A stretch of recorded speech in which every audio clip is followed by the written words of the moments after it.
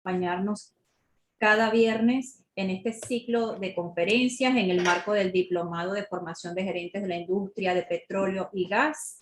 La conferencia de hoy se titula Transición energética e inversión sustentable en Venezuela, con el profesor Luis Javier Grisanti, a quien le agradecemos altamente haber aceptado la invitación para compartir hoy con nosotros esta información. Les recordamos que la modalidad de las conferencias incluye la participación del ponente y al final abrimos un espacio para responder las preguntas que ustedes coloquen en el chat de esta plataforma. Agradecemos a los estudiantes que ya se encuentran conectados, así como también a los profesores y nuestros invitados especiales. Ahora, el profesor Juan Sabo, del grupo de coordinadores, nos va a detallar un poco más la reseña curricular de nuestro ponente y posteriormente daremos inicio a la presentación del profesor Luis Javier Grisanti. Adelante. Bueno, muy buenas tardes a todos. Bienvenido a nuestra acostumbrada conferencia de los viernes, que es una parte integral del Diplomado de Formación de Gerentes de la Industria Petrolera y del Gas. Como todos ustedes saben, la recuperación de los hidrocarburos, de la industria de los hidrocarburos en Venezuela es ampliamente conocido y depende muchísimo de la participación del capital privado, principalmente en la forma de empresas internacionales y nacionales. De muchos tamaños, de tamaños grandes para proyectos tipo Faja del Orinoco y empresas pequeñas especializadas en la recuperación de yacimientos de tamaño limitado. Actualmente en Venezuela tenemos una serie importantes de empresas privadas, de tantas internacionales como nacionales, que están activas en asociación con PDVSA o algunos directamente a través de licencias de gas. No hay duda que esa situación de tener las empresas localmente pues, es una gran ayuda, un primer paso importante para el eventual despegue de las actividades petroleras. Precisamente, pues tenemos con nosotros, como mencionó María Estela, a Luis Javier Grisanti, el presidente de la ABHI, la Asociación Venezolana de los Hidrocarburos, una asociación civil que representa a las empresas privadas, nacionales y extranjeras con actividades en el país, con el objeto de mantener un clima propicio para las inversiones y sus actividades. Formalmente, la organización inició sus funciones en el 2003. Luis Javier fue fundador y es presidente de la misma, como mencioné, aunque desde 1997, con la incorporación de la apertura, empezó a reuniones de las empresas privadas, pero en esa ocasión pues, se llevaba a cabo como un comité orquestado por PDVSA. Luis Javier, como mencioné, pues ha sido el presidente desde su inicio y tiene el conocimiento directo de las opiniones de todas estas empresas, por lo tanto, y es una importante opinión sobre las necesidades y el futuro de Venezuela y las empresas que él dirige. Tenemos que mencionar que por lo menos 60 o más de 60% de la producción actual viene de empresas mixtas que están representados en la organización. Luis Javier es economista, graduado de la Universidad George Washington, tiene maestrías en administración y en relaciones internacionales en la Universidad Libre de Bruselas.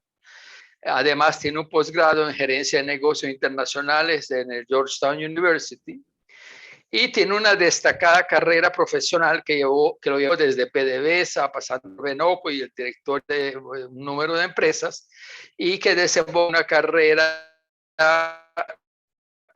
también continuó embajador de Venezuela en la Unión Europea y también estuvo relacionado con el Banco Central de Venezuela, el Fondo Monetario Internacional, la CAF y eventualmente el Banco Mundial. Luis Javier también es docente en la Universidad Central de Venezuela, también en la Universidad Simón Bolívar y también es parte de la familia y ha dado clase en el IESA. Además de eso, como él es polifacético, es también escritor y articulista de una extensa obra.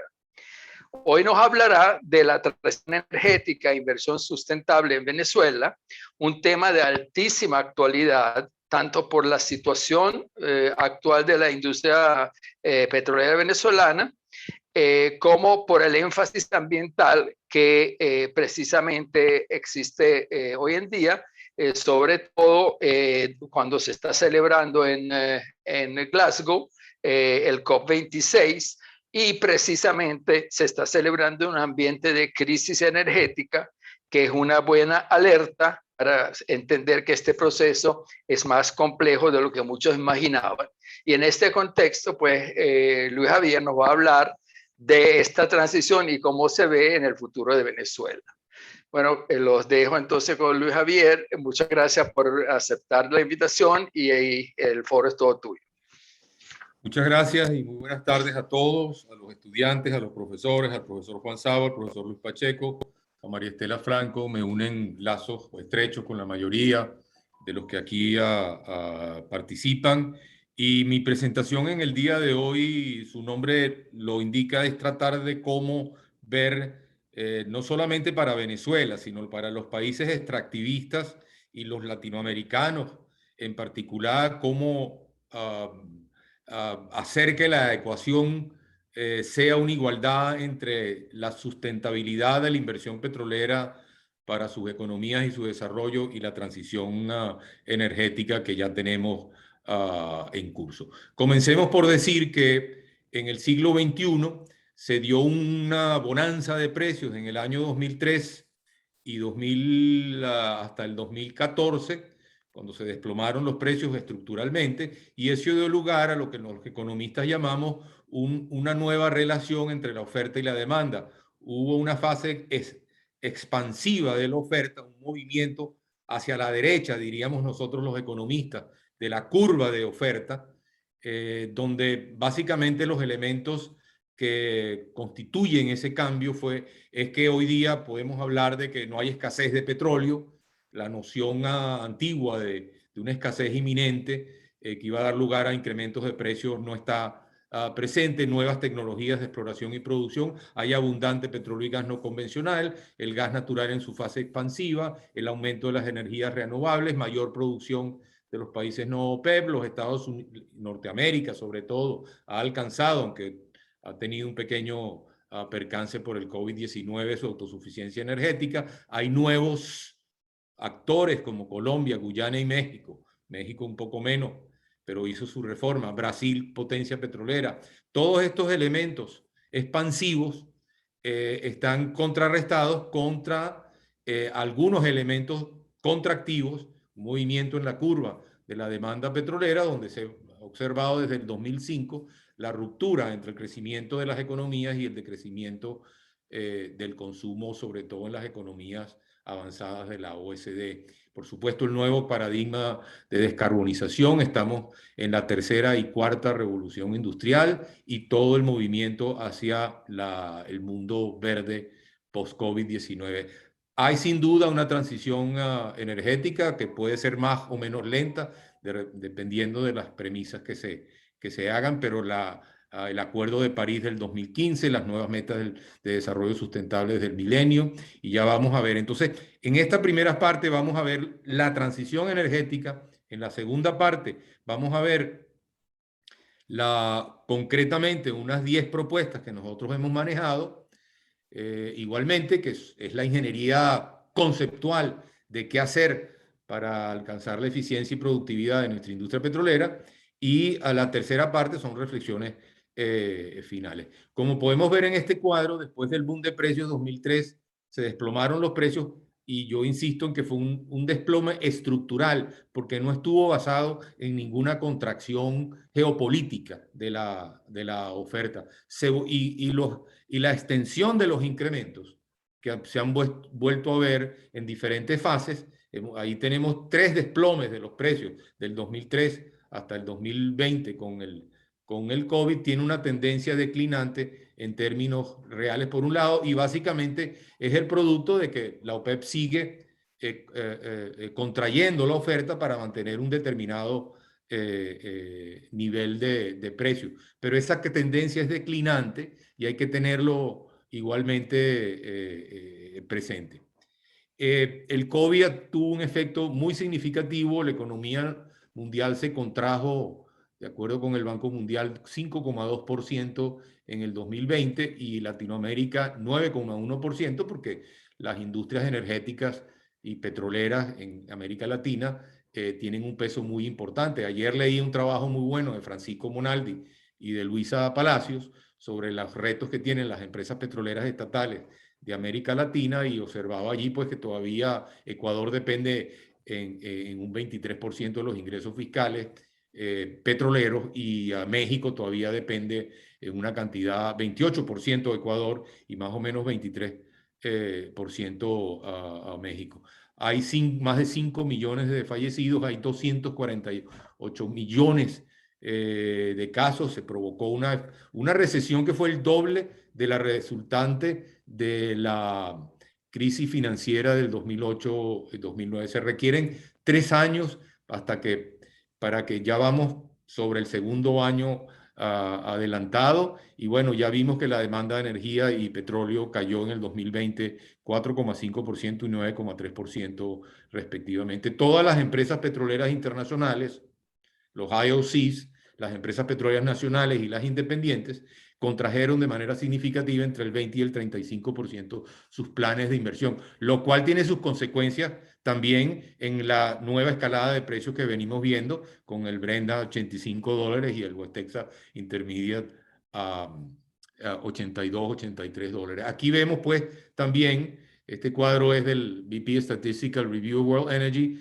la relación entre producción y consumo. Obviamente allí vemos prácticamente, como podemos ver en cada uno, el amarillo es Asia-Pacífico, el rojo es África, el Medio Oriente es el anaranjado, pero allí vemos interesante cómo básicamente el consumo petrolero ha aumentado desde el año 2095, donde estaba en el orden de 70 millones de barriles diarios, a 95 millones de barriles diarios, pero se desplomó 9 millones de barriles diarios en el año 2020 por el COVID. Pero el resto de las regiones, por supuesto las regiones emergentes siguen subiendo, pero vemos allí como el estancamiento muy claro, inclusive la reducción en el caso de los países de Norteamérica y Europa, que está allí en verde claro y un verde un poco más oscuro. Aquí vemos el incremento de las ventas en los vehículos eléctricos. Igualmente, esta serie viene de Rystad. Vemos interesante también cómo China, seguido por Alemania, Estados Unidos, Francia, el Reino Unido, Noruega, Corea del Sur, Suecia, Italia, los Países Bajos, han incrementado de manera significativa la venta de vehículos eléctricos. Aquí vemos un caso específico y vemos cómo tiene un pico la venta en Noruega de vehículos de combustible fósil o a gasolina, y el incremento, se cruzaron la curva, ya más del 50% de los vehículos en el 2020 vendidos en Noruega es vehículos eléctricos. Aquí vemos otra dimensión de la transición energética, cuando observamos que en el 2012, por ejemplo, había 1.360.000 empleos en la industria de la energía solar fotovoltaica, y en el año 2019 alcanzó 3.750.000 empleos. De igual manera, pues tenemos a la bioenergía, también a las energías eólica. Aquí vemos también otra demostración. Aquí también vemos que a partir del 2015 hubo un cambio significativo. En azul está las nuevas capacidades de generación eléctrica basadas en energías renovables desde el 2015. Y bueno, imagínense ustedes en el 2020, el gris claro es la inversión realizada para la generación eléctrica a partir de combustibles fósiles. Y aquí vemos otra dimensión del cambio estructural que se viene operando, aunque con cierta lentitud, pero sí veíamos muy claramente, por ejemplo, cómo los costos, lo que está dando lugar a este cambio obviamente es la economía, son la señal que dan los precios y los costos, y evidentemente vemos aquí una caída significativa, solo para el color sepia allí, como hay una caída bien significativa desde el 2009 en los costos de la energía solar fotovoltaica y otros más. Igualmente, vemos, por ejemplo, que el CAPEX o inversión en formación de capital en el área de Asia-Pacífico, a partir del 2020 se invirtieron y se espera que para el 2026, estas cifras son también de Rystad, una cantidad sustantiva de inversiones en energías renovables en la región Asia-Pacífico, que es la que viene creciendo de manera sostenida desde el año 1995 por lo pronto. Finalmente, para tratar de un poco de acelerar, aquí tenemos el último pronóstico sobre las perspectivas de demanda. También leí un trabajo estupendo de mi amigo y colega Luis Pacheco, aquí presente, igualmente sobre el santo grial y demonización de los combustibles fósiles. Y bueno, vemos evidentemente, hace mención y hace un resumen de un trabajo que les recomiendo leer, que es cómo alcanzar para el 2050 una economía neutra en emisiones tóxicas de efecto invernadero, lo que llaman emisiones netas cero. Ya varias empresas petroleras internacionales, y ya nos vamos a referir a aquello, han asumido ese compromiso, incluyendo, por ejemplo, Total, igualmente. Pero aquí tenemos tres escenarios.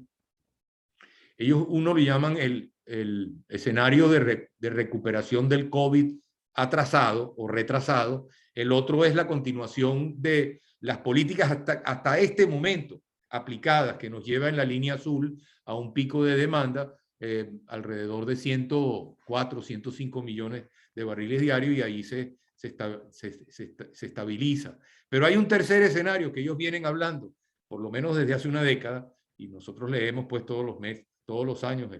Ya sabemos pues que la Agencia Internacional de Energía tiene una misión muy específica en esta dirección, igualmente, y lo que ellos llaman el escenario de desarrollo sustentable supone una caída de la demanda petrolera. Esto es virtualmente imposible, como bien sabemos. Luis Pacheco habla también porque también están reveladas en el estudio de la propia Agencia Internacional de Energía, los costos sociales, inclusive políticos, y los costos económicos mismos, de alcanzar, bueno, una demanda petrolera para el 2040 de 65 millones de barriles diarios aproximadamente, para poder alcanzar la meta de que la temperatura del planeta, conforme al Acuerdo de París, no suba más de 1,5 grados centígrados por encima del nivel existente pre-industrialización. Y aquí vemos también, esto ya son las fuentes de la OPEP, que también actualizó su pronóstico post-COVID, y aquí vemos pues que son incrementos de la demanda anticipados por la propia OPEP bastante modestos frente a lo que tuvimos en las últimas décadas. Para el 2019-2025 están hablando de un incremento de 3,44 millones de barriles diarios de demanda, 4,93 para el periodo 94, 25, 35 y de 35, 45 prácticamente ya hablan también la propia OPEP del pico de la demanda, y tan solo están viendo un incremento en ese periodo de una década completa de 150,000 barriles diarios. Pero ahí vemos también dos fuentes de energía, las fuentes de energía renovables y el gas natural incrementándose de manera significativa, lo cual presenta una oportunidad también para Venezuela, porque tenemos vastas reservas que no hemos podido monetizar. Bueno, aquí paso entonces a la segunda parte, que son las 10 propuestas. Aquí Juan, ya visto, Juan me mandó unas observaciones bastante interesantes en su momento, hace unos meses atrás, la hemos actualizado igualmente. Y bueno, esto, básicamente estas 10 propuestas no pretenden darle una solución estructural a un plan de estabilización macroeconómica y reformas estructurales en el país. Este no es el propósito de estas 10 iniciativas o recomendaciones que nosotros tenemos. Tampoco es el presentar un plan energético integral. Esta parte de la presentación solo responde a cuáles son, a nuestro juicio, los elementos que a corto plazo pueden generar interés en volver a reconsiderar el hacer inversiones en Venezuela en el sector hidrocarburo, cosa que por la transición ecoenergética este servidor ve muy difícil. Las 10 propuestas, yo debo decir también que no quiero comprometer a la AVI o a sus empresas afiliadas en las observaciones que voy a hacer, aun cuando hay coincidencia en la visión que nosotros tenemos, pero sí quiero decir que mis observaciones y opiniones aquí reflejan básicamente mi condición de profesor universitario en un ambiente como este de carácter académico. Pero sí vemos, en función de nuestra experiencia, que hay 5 áreas centrales a las cuales hay que cometer actividades y planes y muy concretos. Hay que pasar de observaciones conceptuales o ingeniería conceptual, ingeniería básica, ingeniería de detalle en 5 áreas. La primera es la gobernanza conforme a la ley y los contratos. No hay mejor garantía de estabilidad y de seguridad jurídica que cumplir contratos. Y eso es una premisa, un desideratum en la industria petrolera mundial. El talento humano, porque ha habido pues fuga de cerebros por diversas razones, los estándares de higiene, seguridad y ambiente, lo que se llama HSSI, los procesos transparentes de procura y una determinación clara de activos y pasivos y acreencias en la industria petrolera venezolana y a PDVSA con respecto a sus socios. Este trabajo hay que hacerlo lo más pronto posible para poder establecer y darle ejecución a las 10 propuestas. De nuevo, la primera es el cumplimiento contractual. O sea, la mejor señal a los inversionistas, a las empresas petroleras internacionales privadas o empresas petroleras nacionales que han invertido en Venezuela, y esto las incluyen todas, sean asiáticas, sean rusas, sean europeas, sean norteamericanas, sean suramericanas o venezolanas, es el cumplimiento contractual. Y planteamos una reforma mínima de la ley de hidrocarburos del 2001. Sabemos que hay una propuesta respetable, obviamente que es más integral, una reforma más integral, pero nosotros estamos hablando de un periodo de transición para adelantar y para activar la inversión lo más pronto posible, sin menoscabo de que a futuro pueda realizarse una reforma más integral de la ley de hidrocarburos. Y esa reforma compone 3 partes. La autonomía de la empresa mixta,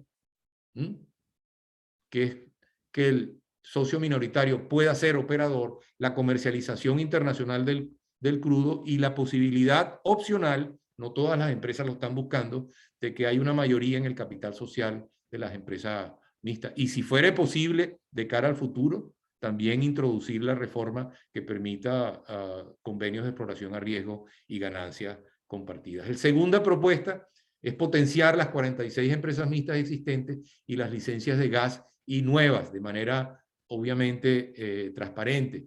Las licencias de gas, por ejemplo, hay 21 que han sido otorgadas conforme a la ley, pero solamente 3 o 4 están operativas.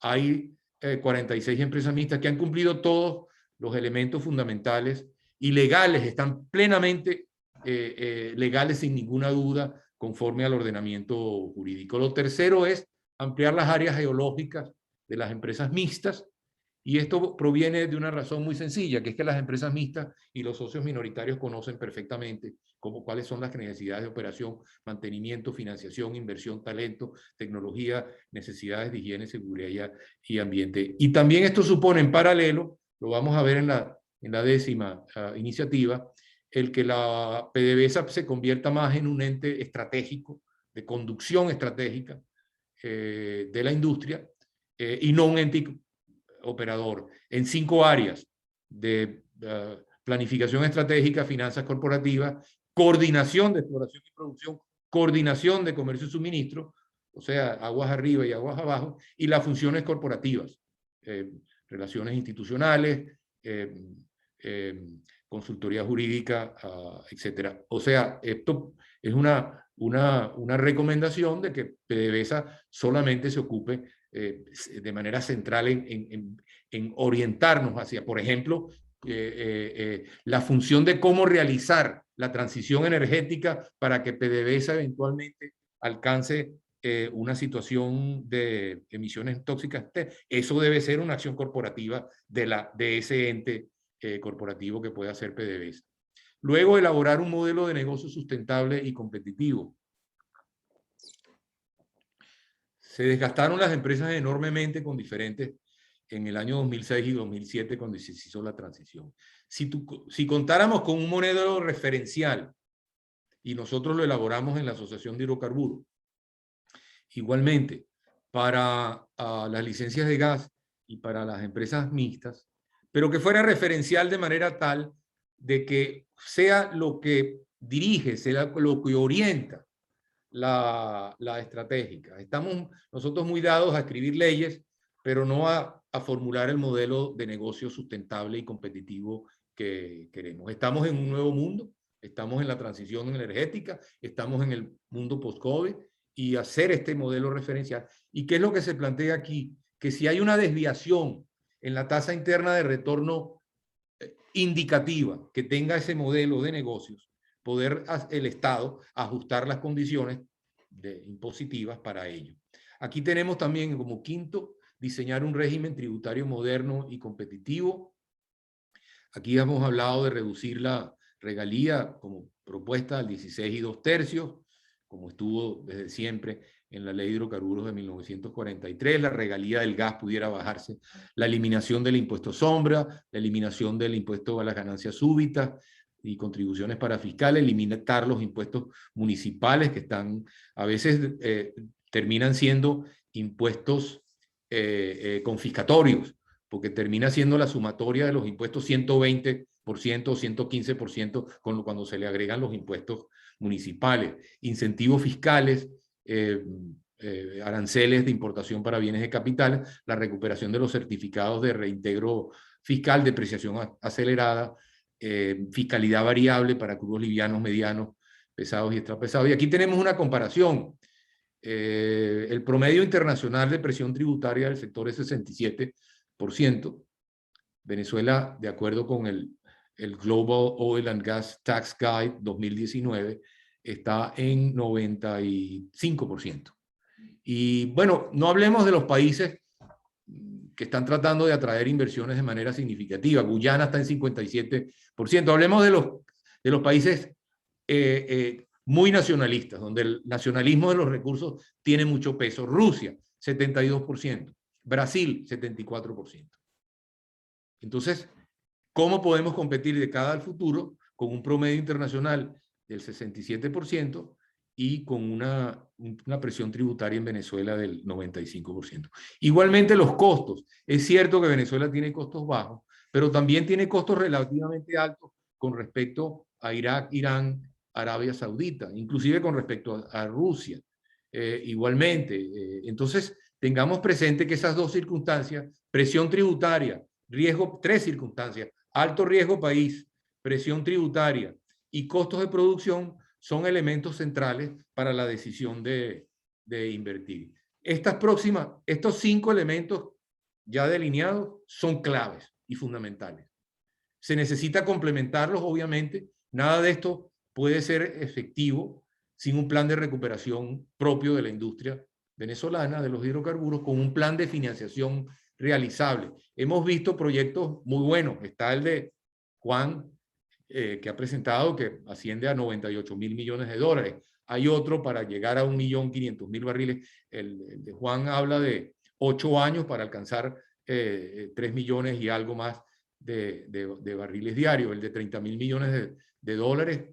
Otro habla de una meta de 1,5 millones de barriles. Pero hay que preguntarse, ¿de dónde viene? ¿Cómo? ¿Cuáles son las condiciones para que haya redención de producción en Venezuela? Porque este es el propósito central de esta presentación. Y eso obviamente tiene que estar dentro del plan de la nación de estabilización económica, dentro de un plan de inversión social y también de uno que resuelva el tema central de la ordenación del sector energético venezolano y, por supuesto, de los combustibles de hidrocarburos en el país. Bueno, obviamente un plan de captación de talentos. A lo mejor este es el número 1, no el número 7, aunque aquí todo hay que verlo de manera holística. Hay que reprofesionalizar y designar profesionales en todos los niveles de la industria petrolera. Hay que designar juntas directivas que generen inmediatamente confianza en los mercados energéticos y de capital internacionales. Un plan de recuperación de la infraestructura, igualmente. Bueno, bien sabemos que esto es fundamental, hay que hacer una auditoría técnica, hay que precisar exactamente cuál es el estado, las plantas de hidratación, los mejoradores, las plantas de fraccionamiento, los equipos, los oleoductos, las estaciones de flujo, los patios de tanque, el sistema de mercadeo nacional, el sistema de refinación, etcétera. La percepción nuestra es que el plan de infraestructura tiene que tener un peso muy importante y tiene que tener una determinación en valor de cuánto cuesta.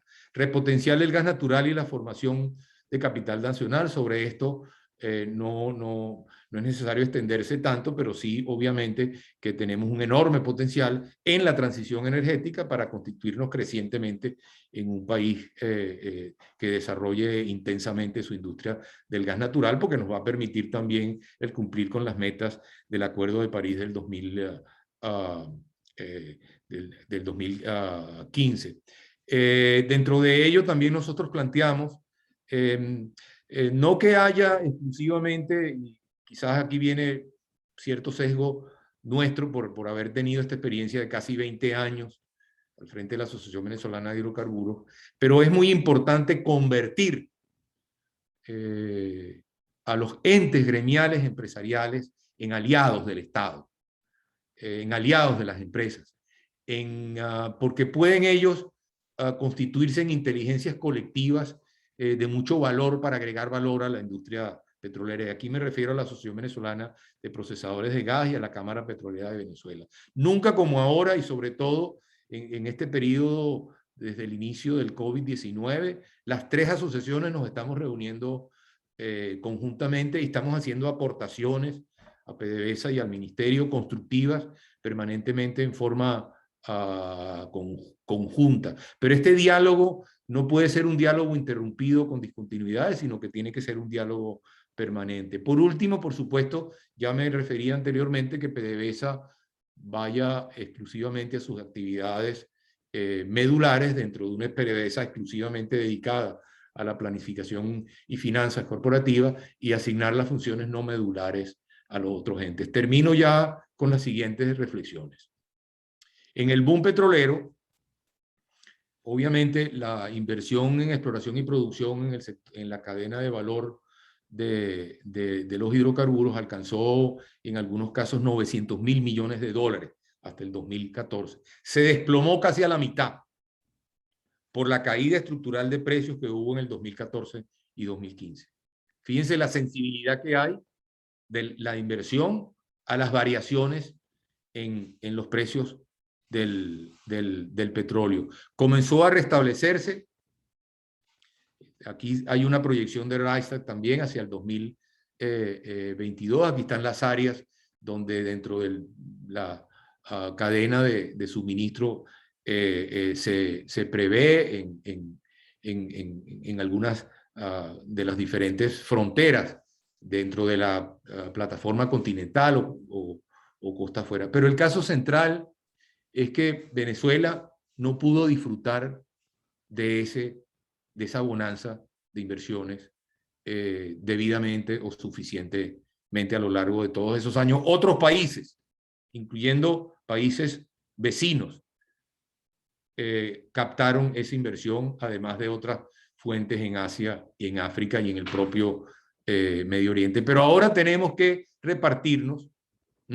Y el último año vi que en el 2020, de acuerdo con cifras, la inversión en CAPEX, en exploración y producción petrolera y gas, alcanzó 357.000 millones de dólares. Casi un tercio de los picos del boom 2003-2014. O sea que tenemos que ahora batirnos por una torta de inversiones de CAPEX que es casi un tercio menor. Dejo esa reflexión de cara al futuro. Y por supuesto ha circulado entre el sector petrolero este cuadro que quiero recoger también aquí, igualmente, donde vemos las principales empresas petroleras del mundo. Ahí está Gazprom, ahí está ExxonMobil, ahí está Chevron, ahí está Shell, ahí está Total, ahí está ConocoPhillips, y por supuesto Saudi Aramco. Este es el nivel de capitalización. Estábamos hablando de 2 trillones anglosajones, ¿no? En el caso de Saudi Aramco, está ExxonMobil, la mayor, sigue siendo la mayor, 257.000 millones de dólares. Pero planteemos, bueno, no tiene que ser necesariamente, y es una reflexión que también dejo, Juan, Luis, Vincenzo, una reflexión, no tenemos que ser necesariamente una PDVSA gigantesca, sino puede haber simplemente un archipiélago de empresas pequeñas o medianas en Venezuela en sociedad con PDVSA, pero muy eficiente, porque eso lo permite los cambios en la tecnología. Y finalmente, con esto concluyo, le prometí hablar 35 minutos, menos de 45 minutos, a Luis y a Juan. Sí quiero reflejar como reflexión final lo siguiente. Los periodos de incremento de la producción petrolera significativos. Aquí vemos la producción petrolera en el año 1917, 1920, picos en el 1930, cuando ya en el 28 nos convertimos en el principal país exportador de petróleo, posición que mantuvimos hasta el 1970. Por cierto, yo espero que los amigos, alumnos, hayan leído la presentación que previamente le mandé, porque ahí está también este cuadro como cuadro central, y como Luis Pacheco me sugirió que hablara sobre el rol del sector privado, aquí está reflejado. O sea, con la ley de hidrocarburos del 43 pudimos hacer que aún con el nacionalismo de los recursos, con la política más de no concesiones establecida por el doctor Pérez Alfonso, el primer y segundo gobierno de Rómulo Betancourt, aún con ello, nunca las empresas petroleras internacionales dejaron de invertir, inclusive con la política de no más concesiones. Y alcanzamos ese pico de producción de 3.700.000 barriles diarios. El segundo gran pico de producción, haciendo pues atracción después de la nacionalización, hay que decir que también hubo cierta contracción de la producción petrolera en Venezuela, no por razones de conservación en su momento, cuando subieron y hubo la bonanza de precios de los años 70, pero lo demás fue la apertura petrolera. Puede discutirse y hay esa polémica permanece, y le hemos tenido de qué tamaño debe ser el Estado en materia petrolera, de qué tamaño la regulación, de qué tamaño el sector privado. Pero lo cierto es que la generación de 30.000 millones de dólares, que en ese permitió que ese nuevo pico de producción petrolera que hubiera podido seguir igualmente. Bueno, hemos visto desde el año 2008 viene cayendo la producción petrolera, primero de manera un poco moderada, y después viene un desplome en el año 2017. Todavía en el 2017 estábamos produciendo 2.100.000 barriles diarios, pues hasta poco más de 500.000 en el 2020. Y ahora hemos tenido cierto incremento, que debo decir también, como decía Juan Sabo, que en buena medida es producto de cierto esfuerzo de asistencia técnica que han tenido los socios B en las empresas mixtas para el incremento de producción que podemos advertir en este mes. Escuché una cifra reciente inclusive de 800.000 barriles en la última semana de octubre, pero bueno, evidentemente que lo que quiero significar aquí es que siempre está presente el que el sector privado nacional e internacional venezolano puede contribuir de manera sustentable al crecimiento nuevamente de la producción petrolera. Y bueno, pudiera argumentarse que debemos regresar y restablecer la ley de hidrocarburos del 43, que es la mejor manera quizás de volver a atraer inversiones e incrementar. Esa ley de hidrocarburos, tirios y troyanos la han considerado como óptima. Inclusive el famoso voto salvado del doctor Pérez Alfonso, en su momento, dijo, apruebo la ley, lo único que impruebo, y está escrito, búsquenlo en el voto salvado del doctor Pérez Alfonso, la ley es buena, lo único que nosotros improbamos, dice Pérez Alfonso, en el debate de la ley de hidrocarburos, él formaba parte de la minoría como diputado en ese entonces, es que está legitimando concesiones que nosotros consideramos ilegítimas. Pero el resto de las condiciones del 43, claro, no podemos regresar a aquello, pudiera ser óptimo y abro el debate, pero lo cierto es que siempre que está aliado el Estado y el sector privado nacional e internacional en condiciones contractuales estables, seguridad jurídica, presión tributaria adecuada y un modelo óptimo de inversiones y de estabilidad, es que se producen los incrementos en la producción petrolera de Venezuela. Y eso hoy es más importante que nunca a la luz de la transición energética y eventualmente también para que nosotros podamos atraer inversiones y los mercados internacionales de capitales. Ya sabemos cómo están también las asambleas en las grandes empresas petroleras internacionales, presionando porque adquieran el compromiso de emisiones netas cero. A la luz de ello, para atraer capital, es que eventualmente el sector petrolero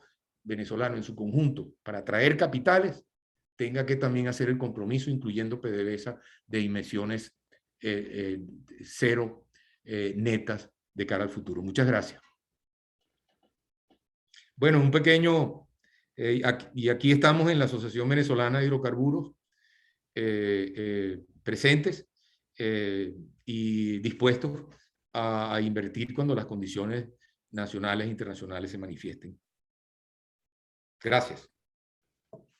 Gracias a ti, Luis Javier.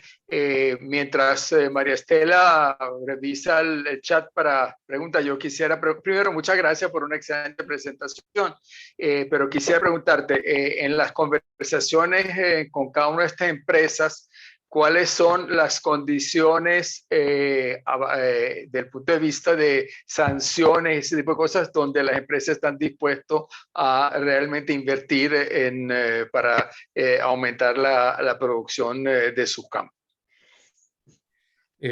Bueno, evidentemente que, y aquí emito una opinión personal, sin comprometer a la ABI o a las empresas, la concepción que se tiene es que la implantación o ejecución de estas 10 condiciones, sobre todo las 5 primeras, obviamente que pueden desplegarse plenamente en un esquema de levantamiento de las sanciones.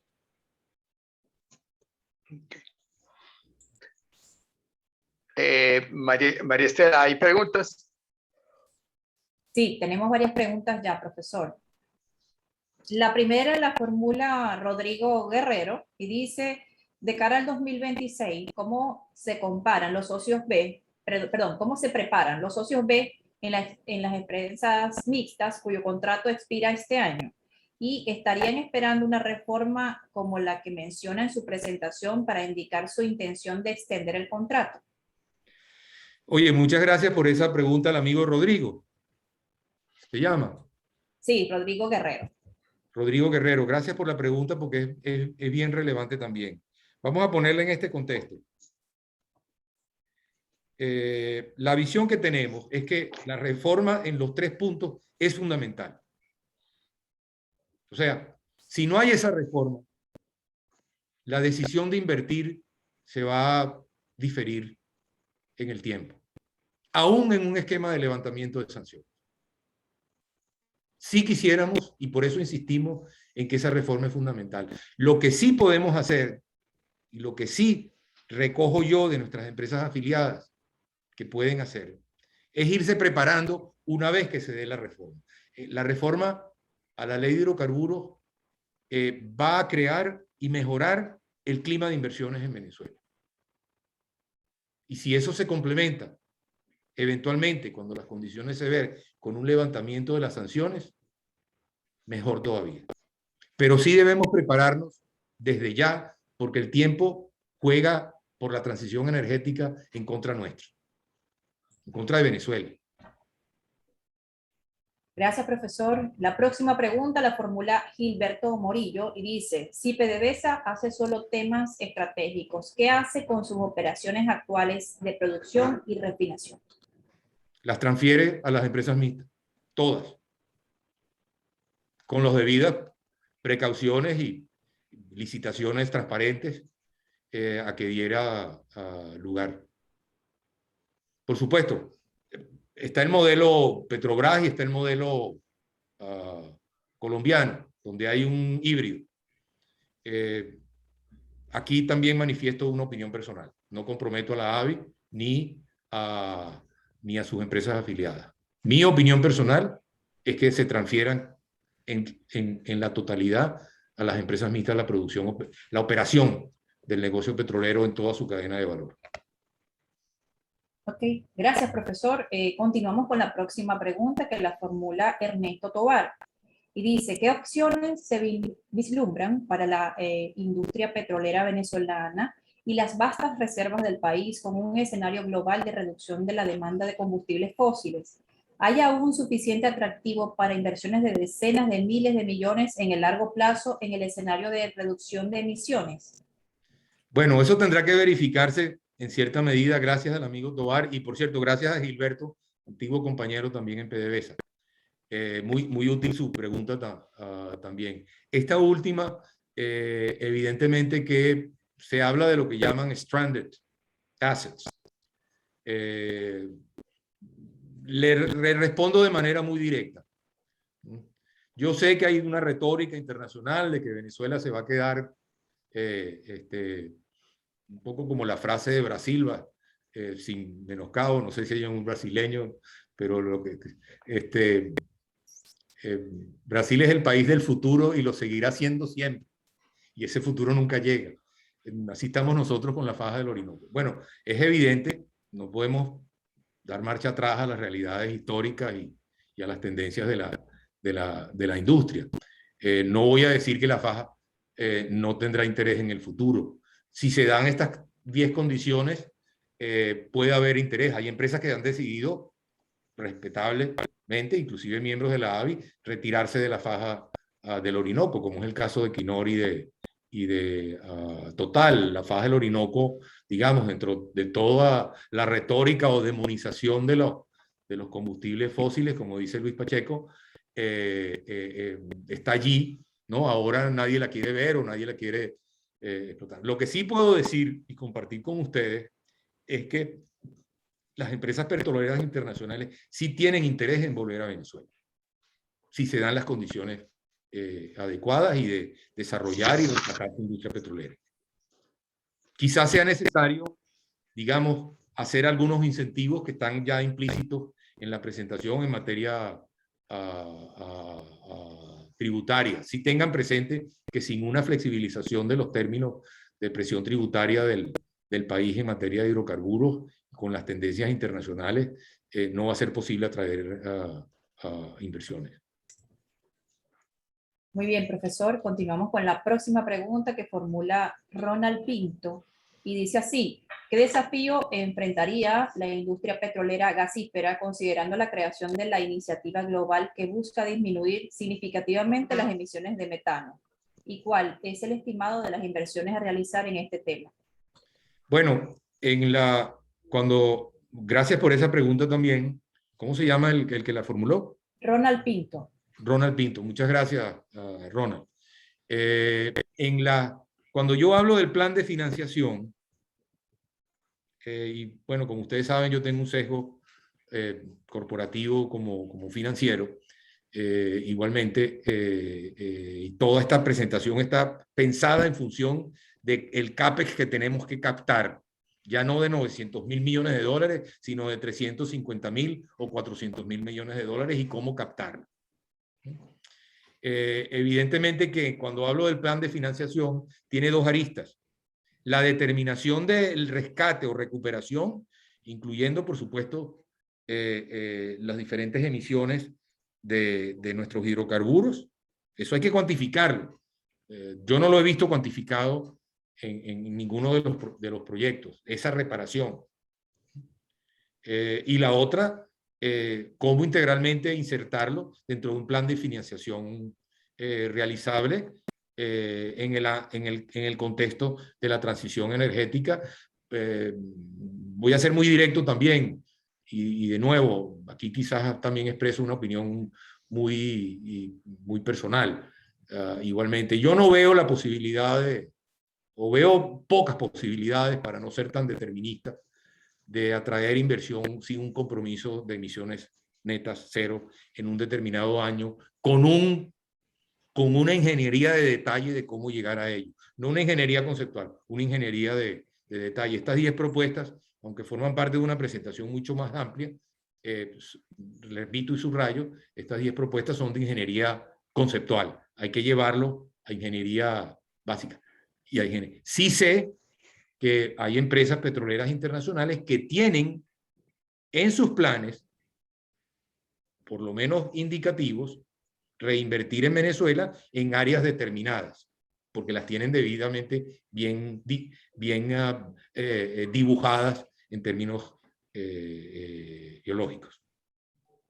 Luis Javier, quizás como mencionas que no habías oído cuantificación, y en efecto no hay, pero quería decirle a todo el mundo y a ti también, de que como parte de los trabajos especiales en estos diplomados, uno de los trabajos en el programa de petroquímica fue precisamente evaluar la posibilidad y la factibilidad económica de recuperar, captar el CO2 del centro industrial que lo constituye el complejo Jose, incluyendo todos los mejoradores, la petroquímica y todo, e inclusive la refinería de Puerto La Cruz, y entonces captar todo ese CO2, utilizar en procesos de metanol y cosas que fácilmente utilizable, y el resto llevarlo al norte para ser reinyectado, ya sea para recuperación mejorada o para simplemente ser secuestrado permanentemente. Y hubo unos numeritos, y en el curso actual están haciendo el mismo tipo de estudio, pero más para la parte occidente. Entonces vamos a tener algunos números básicos donde podemos colgar el plan de recuperación, y entonces aparentemente los números están dando bastante interesantes. Oye, excelente esa mención, y voy un poco más allá, por eso hablaba de ingeniería de detalle. Para la captación de recursos CAPEX en la banca internacional o con los accionistas de las empresas petroleras internacionales, este aspecto, y sobre todo también dentro de la pregunta del gas metano, va a ser fundamental. Si no tenemos nosotros un plan claro, bueno, hay un trabajo muy bueno, hay trabajos que han hecho el Centro de Estudios Energéticos Globales de la Universidad de Columbia, que es de muy alta calidad. Hace unas semanas asistía sobre captura, secuestro y disposición de gases tóxicos de efecto invernadero. Hay toda una nueva tecnología que está en desarrollo, por cierto, en la disputa que hay sobre el balance adecuado entre combustibles fósiles y energías renovables.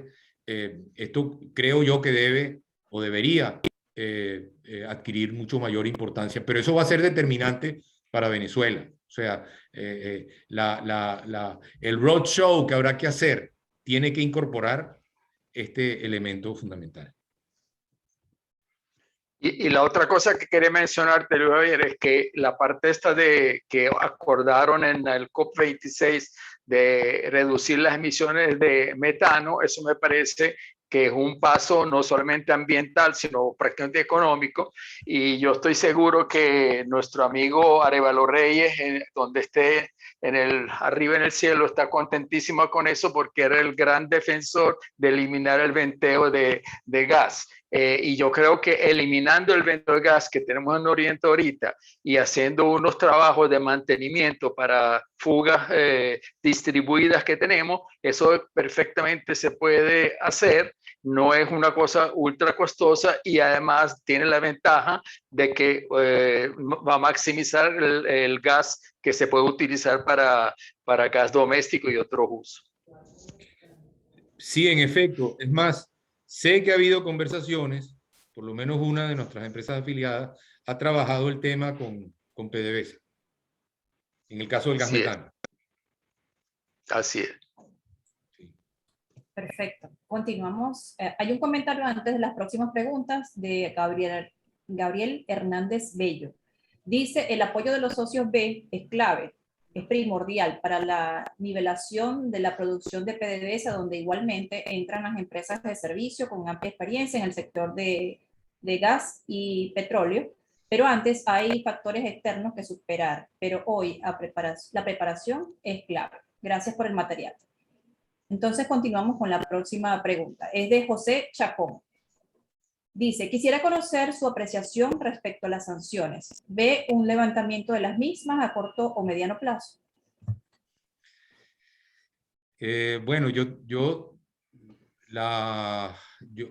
tengo que ser muy cuidadoso cuando entramos en los terrenos, inclusive como ciudadano venezolano. Es evidente que las sanciones sí han tenido un efecto en la industria petrolera venezolana, incluyendo lo que se denomina overcompliance, que es la interpretación demasiado estricta. Ayer me dijeron que había ya de algunos bancos nuevos cierres de cuentas bancarias de venezolanos, igualmente. Evidentemente, como ya mencioné anteriormente, hay toda una discusión y se encuentra una enorme bibliografía en contra de las sanciones como elemento de política exterior de cualquier país. Igualmente, hay otros que consideran que sí han tenido un efecto. Hay una bibliografía sobre ello que ha aparecido en Foreign Policy, en Foreign Affairs, y esto, estoy remitiéndome exclusivamente al ámbito académico del tema. No paso juicio sobre su efectividad o no. Es evidente que ningún país puede ampliar y prosperar su base productiva con sanciones de esta naturaleza en un momento dado. Es hasta allí donde puedo yo decirlo y, por supuesto, como ya indiqué anteriormente, nuestra presentación está basada en la búsqueda de una situación en que se restituyan las inversiones en un país donde se hayan levantado las sanciones a Venezuela y haya habido una evolución consensual en el ámbito político que una y unifique de nuevo a los venezolanos. Se está trabajando también en el grupo de Boston, donde tenemos una observaduría, igualmente en un esquema de intercambio humanitario. Puede ser interesante explorar esta vía, tampoco hago un pronunciamiento. Obviamente que todo lo que sea un humanitario no puede menos que tener el apoyo de uno. Pero bueno, simplemente abogamos porque se levanten las sanciones para que el país pueda entrar en una nueva fase de prosperidad y crecimiento, que no es la única condición, por supuesto. Muy bien, profesor, continuamos. La próxima pregunta es de Germán Márquez y dice, desde la Asociación Venezolana de Hidrocarburos se están formulando estrategias para que los socios B desarrollen los cambios tecnológicos necesarios para la captación de CO2. Gracias, Germán, que es alumno en el posgrado de hidrocarburos en este momento, ya lo está completando. Germán tiene ya un doctorado en la Universidad del Zulia, es una persona capacitada, viene de ser viceministro y vicepresidente viceministro de hidrocarburos, igualmente. Ese es un área que también viene siendo discutida internamente y puedo adelantarle un poco, inclusive dentro de la Asociación Venezolana de Hidrocarburos estamos trabajando el tema de la transición energética de manera muy, muy cercana. Y bueno, yo no hablo a nombre de empresas en particular, ni de su membresía, hablan a nombre de la industria en su conjunto. Cuando hablo a nombre de PDVSA, y aquí puedo expresarle, tengo el conocimiento de que sí hay empresas que están con planes muy concretos en esta materia. Perfecto. La próxima pregunta es de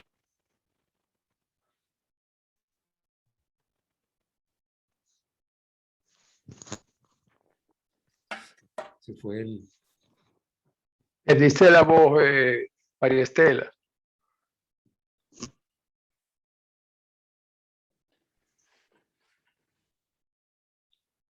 No, no se te oyó, María Estela. No tiene sonido. Déjame ver si hay más preguntas. ¿Aló? Hay una pregunta. Ah, ¿Me ahora escuchan? sí. Ahora sí, ok, Sí, perfecto. ahora Disculpen, sí. no sé, hubo un cambio aquí de internet. Le comentaba la pregunta de Orángel Rondón, estudiante del diplomado, y dice, ¿es de su conocimiento si está contemplada la inversión en refinerías por parte de estas empresas o el enfoque es mayormente en upstream? Bueno, la Asociación de Hidrocarburos está formada por empresas de exploración y producción, pero también estar en la cadena de valor, igualmente. La Ley de Hidrocarburos del 2001 permite la construcción de nuevas refinerías 100% privadas. Pero bien sabemos que hay una tendencia internacional a la reducción de las refinerías. Igualmente, en este momento las inversiones están desde hace años orientadas hacia inversiones de optimización, hacia inversiones de reducción de emisiones tóxicas, más no a nuevas refinerías. Hay algo más de 700 refinerías en el mundo, creo que han caído como un 40%, no sé si un 50% en los últimos 25, 30 años, el número de refinerías del mundo, porque bueno, las tecnologías también han mejorado los rendimientos a través de mecanismos pues, de químicos, de transformación química de las diferentes corrientes de refinación. Igualmente. Pero es cuestión, o sea, las empresas petroleras internacionales tampoco necesariamente se cierran esa posibilidad, igualmente, de cara al futuro. Muy bien, profesor. Última pregunta en el chat es de Ronald Pinto nuevamente. Dice, ¿existen estudios recientes sobre el potencial para desarrollar energía eólica y solar en Venezuela? Bueno, ya sabemos el parque eólico que se desarrolló en Paraguaná. Venezuela tiene enormes oportunidades para el desarrollo de energía eólica. Allí vimos en el cuadro la caída en los costos y los cambios que ha habido y el mejoramiento de tecnologías para la energía eólica. Por supuesto, siempre está el balance adecuado que hay que tener presente en un plan energético integral que incluya la hidroelectricidad y los combustibles fósiles en Venezuela junto con la energía solar y la energía eólica. También en este aspecto estamos también introduciendo en el seno de la Asociación de Hidrocarburos precisamente en el ámbito de la energía, de la transición energética, y esto está, por supuesto, en una fase muy primigenia. ¿Qué podemos hacer con caras a también estimular la existencia, la inversión en energías renovables en Venezuela y que sea también parte de nuestra misión en la Asociación Venezolana de Hidrocarburos? Personalmente, aquí también emito una opinión personal, ojalá sea posible.